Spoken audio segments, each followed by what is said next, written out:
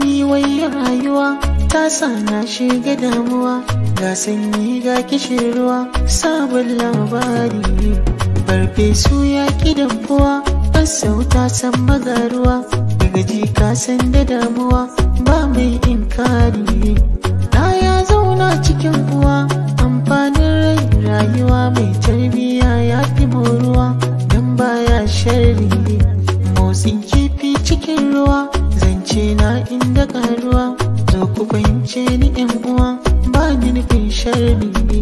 Share hawayen ki yan uwa, dama sai yayi faruwa, ƙandira ce a rayuwa wataran sai labari. Ku so masu kaunar ku yan uwa, kar da ku sanya su damuwa, muhimmanci na su da yawa tari tari. Budurwa ta zama tsohuwa, tilas ne inda rayuwa ba mai hanna shi faruwa, Allah ya yi tsari. Ba cuta babu cutuwa, da tsuntsu an samu tsuntsuwa, halittun Allah akwai yawa tari tari. Kakanni sun yi ganuwa, dan ya zama musu garkuwa, daga shirin wanda ke zuwa tsohon labari. Kar da ka zama mai shagaltuwa, gunne ma kai ta damuwa, ibada ba ka san zuwa hakan ba alkhairi. Numfashi na ta rabuwa, mutuwa ce ne take zuwa, maza shirya kun ji yan uwa da aikin alkhairi.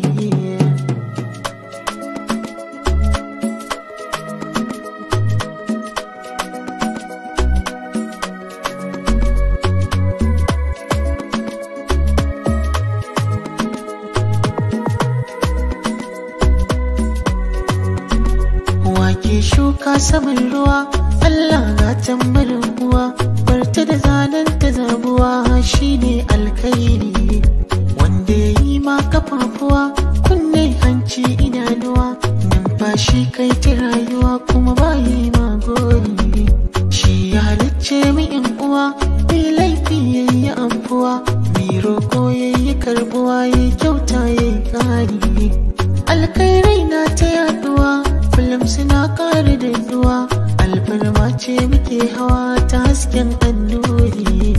Baban fatin magarkuwa, annabi sani abin hawa, kai na rike ba ni faduwa tushen alkhairi.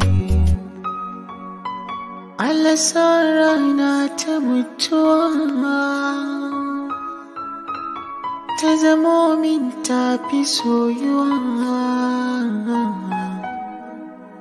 hankuna na more rayuwa ba sauran buri.